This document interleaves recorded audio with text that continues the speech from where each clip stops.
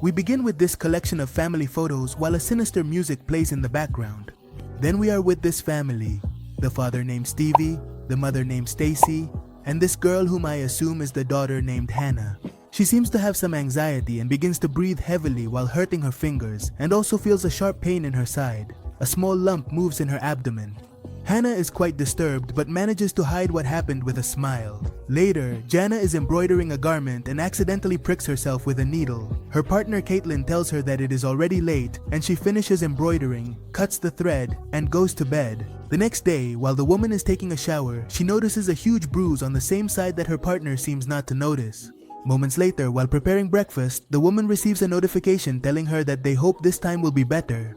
And at that moment, Hannah feels that strong pain in her side again. The woman hides it with a smile and leaves the kitchen, grabs a suit, and when her partner asks about having breakfast together, she tells her that Christine moved the exams to 8 a.m. The woman asks to lock the door when she leaves and says goodbye. And while she is on her way to work, she ignores some calls from her mother. Upon arriving at her job, she meets Esther, her best friend, to whom she shows the dress she made and the details. While cleaning the dress, she notices a stain from a drop of blood, and although Esther tries to convince her that it's not serious, the woman knows that Christine, the boss, is quite strict. Later, the designer confirms this, telling her that the design is a copy of another designer's work, and like others, rates it with a red mark. After this, Hannah goes to the bathroom quite stressed, and although she tries to breathe to calm down, when she coughs, the lump in her stomach grows larger. Now Hannah notices a rather painful bruise in that area, and at that moment, Esther arrives. Hannah tells her that it's her period and asks for some pain relief. She also mentions that she has a commitment with her partner, and Esther replies that it's no problem since Caitlin tells her everything, which slightly annoys Hannah. Sometime later, Hannah is on a date, and Caitlin shows her this game, telling her that her mother gave it to her, who passed away from cancer when she was just a child. Caitlin says she just wanted Hannah to know it, and then Caitlin starts to get a bit more romantic and tries to take things a little further, but she puts her hand on Hannah's side, hurting her. Hannah stops her, and at that moment, she also receives a message from her boss saying that she needs a new design very soon. Back at home, Hannah rushes to create the new design, but the ideas don't flow. At that moment, a new pain starts in her side, but this time the bulge is much larger, and the pain causes her to collapse on the floor. While there, she sees that this bulge transforms into a horrible creature with enormous sharp teeth that are attached to her. Hannah, quite scared, repeats that this isn't real, and looks for something to get rid of that disgusting creature. At that moment, the creature tells her that she is worthless, and that all her designs are copies, while laughing maniacally. And here I take a little pause to ask you what you would do if you see a creature like this starting to come out from the side of your stomach. Leave your answer in the comments, you know that helps YouTube recommend the video. And while you're commenting, I also invite you to like the video and subscribe by activating the notification bell. Remember that all of this is completely free for you and it helps me a lot. Now let's continue. Overcome by pain, Hannah falls to the ground again, and this now larger creature begins to detach from Hannah's body, leaving her unconscious.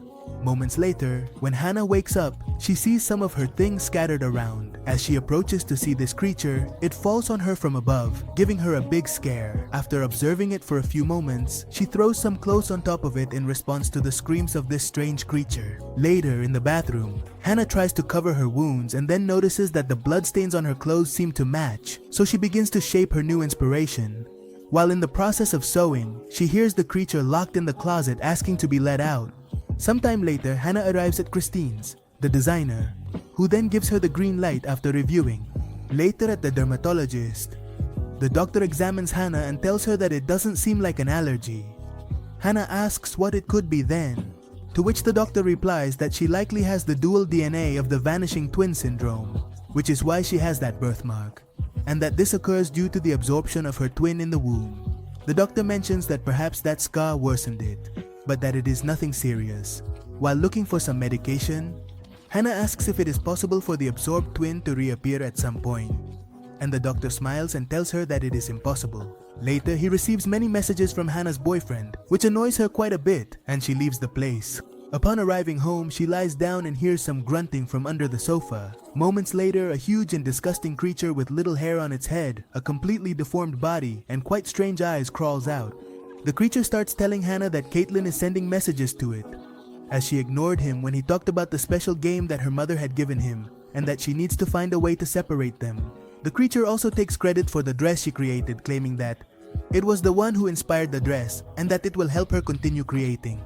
At that moment, Hannah's mom calls her, but she rather grabs the heel and strikes the creature, leaving it on the ground. Later, it is seen that she carries it in a bag to a dark alley where she goes down to a basement and leaves the creature tied up and gagged while she observes its deformed body. But then the creature tells her that it is impossible for her to get rid of it.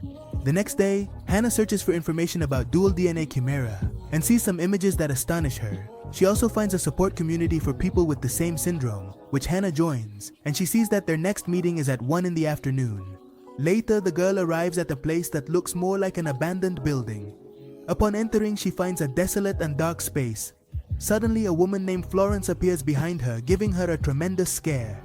This woman shows her that she also has a mark, and Hannah does the same. The woman then takes her to where the other members of the community are. Although there are very few of them, and they are quite elderly, the place is quite welcoming. Hannah is welcomed by Fred, who invites her to take a seat. He then asks her to tell her story. Hannah does so, but overwhelmed by nerves, she only shares part of what is happening. Fred then tells her that everyone there has that dual syndrome, and that they also have their creatures that were born from them. Hannah suggests that they should go to the doctor together and share their case, but Fred tells her that he is a doctor and that one of them already did that and was subjected to ruthless experiments. He ends up telling her that he is an anesthesiologist. After that, he explains on a board that the dual is like a parasite that feeds on its host, leaving it weak. As Hannah listens, memories of the creature come to her, and Fred continues to tell her that it is a representation of painful and unresolved things that live within them, caused by their inability to confront them at that moment. In that moment, Hannah remembers the times of frustration when she received scoldings from her father and the times she couldn't find inspiration while working on her designs. Fred ends up telling her that he lost his daughter 15 years ago and that he has not gotten over it since then. Then she shows him some sedatives and tells him that this is how she keeps them affected, but that it will also affect her as they are connected. Later, Hannah receives 2 injections and is approached by Claudia, who tells her that at first she felt the same way and invites her to have coffee to get to know each other better. Hannah can't stop looking at the mark on Claudia's chest while she tells her that she has an appendix locked in the closet. Hannah tells her that she suspects her boyfriend and her best friend. Then Claudia tells her that she needs to sedate the appendix. Later, Hannah goes to the basement where she finds the appendix, which honestly looks quite unpleasant. She tries to inject the appendix, but he tells her that she shouldn't do it since he is there to help her. However, Hannah stabs the sedative into his neck, leaving him asleep. Later, we see that this also dilates Hannah's pupils as she tries to stay awake. After some time, she returns and repeats the action over and over again for a while, which seems to be affecting her, as we can see her pupils dilating. A long time later, Claudia tells Hannah that she has to believe what the appendix tells her, as that is how she discovered that her partner was cheating on her. However, she must be careful because this strengthens the appendix, and she should not let the appendix hypnotize her completely but rather sedate it. Upon arriving, she removes the gag from the appendix and tells it that she wants to know the truth. The creature tells her that her girlfriend and Esther are not deceiving her yet, but that they are in love. While she listens, Hannah's pupils begin to dilate. Hannah tries to sedate the appendix, but the syringe is empty, so the appendix continues to hypnotize Hannah until her pupils are completely dilated and she also faints. Then we see that, as Claudia warned him, the appendix begins to strengthen, fingers grow, skin and even hair develop, and in the shadows, it can be seen as it finishes forming. Moments later, Hannah wakes up and realizes that the appendix is gone, and she rushes out in search of it. Upon arriving at the apartment, while talking to her mother who asked her to pick something up, Hannah speaks without realizing that she is being watched by the creature. While going to pick up the order, Hannah tells Claudia that she thought Fred had reloaded the Zwitosandine syringe, but that wasn't the case, and her appendix managed to hypnotize her and escape. While waiting for her order, she notices some strange marks on her eyes. Later, when she arrives home, Hannah lies down on her bed and behind her, a figure is seen approaching. She thinks it is Claudia, but in reality, it is her appendix, which now looks better, although it still appears horrifying. The appendix approaches Hannah and lies down next to her, beginning to tell her that she is the disappointment of the family and that it would have been better for her to disappear. Here we can see the appearance of the appendix, which has skin covered in rashes and still lacks a fully formed mouth. It also has a rather unpleasant shape. As the appendix caresses Hannah, her pupils dilate significantly until her eyes turn completely black. Then, this thing extends a huge and disgusting tongue that has a sort of tentacle which attaches to Hannah's neck, literally draining her life away, while Hannah becomes increasingly pale and the appendix becomes more defined. To Hannah's surprise, as she starts to lose consciousness, she sees Claudia approaching her with a conspiratorial smile and greeting her. Moments later, Claudia waits for Hannah's appendix, which now looks almost identical to Hannah but with different eyes, and Claudia hands her a pair of contact lenses while also watching Hannah wake up quite disoriented. Hannah tells her that her entire story was a lie, and that she was just distracting her while emptying her syringe to fall into the trap of the 2000 appendix. And she ends up telling her that she is actually not Claudia, but her appendix. Back with Hannah's appendix, she says she can't wait to replace Hannah at the party that her parents are organizing and to take advantage of Caitlin while leaving a kiss marked on the mirror.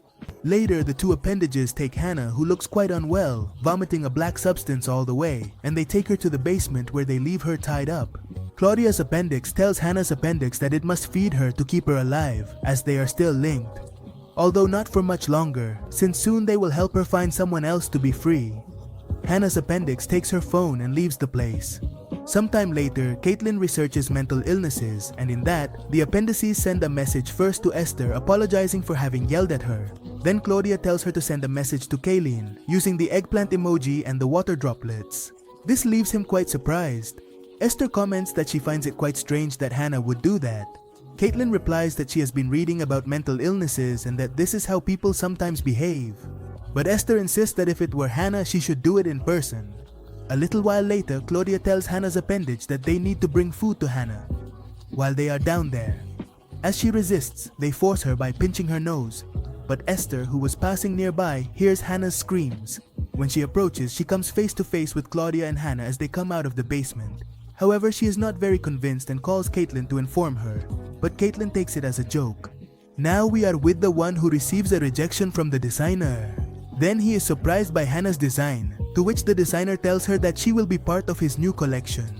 All of this in front of Esther's envious or surprised gaze. Later, while Esther is gathering her things, she sees Hannah talking to the designer. At that moment, she realizes that Hannah does not have the tattoo that connects them as friends, and later she goes to the building where Hannah's 2000 lives. On the other hand, we see Fred welcoming Claudia, who in turn introduces them to the new Hannah. Now we see that Fred is also an appendage. Back with Esther, who reaches the basement. She tries to open the door but it is locked, while we see the rest of the group led by Fred welcoming Hannah, or rather the new Hannah. Now we continue with Esther, who tries to pray with both hands but gives up. As she steps back, she steps on the black sticky substance that Hannah spilled. Back with the group, the leader Fred tells them that he has developed a new way of feeding that he has been testing on a man named Emmett, whom Fred says he left to demonstrate how they should push their victims to the limit of their emotions. He whispers to Emmett about the death of his brother, and the group appears quite excited. Fred also mentions that once they feed on another person, it is no longer necessary to keep their host alive. Back with this, she takes a box and through a window, manages to see Hannah, who is almost unconscious and quite weak. Back with the appendages, after explaining how it's done, the victim starts to convulse, while Fred extends a huge tongue that sticks to the victim's neck and begins to suck him dry until he is completely stiff, under the admiring gaze of the rest of the group. Returning with this, she breaks the window and reaches where Hannah is to remove the gag and rescue her.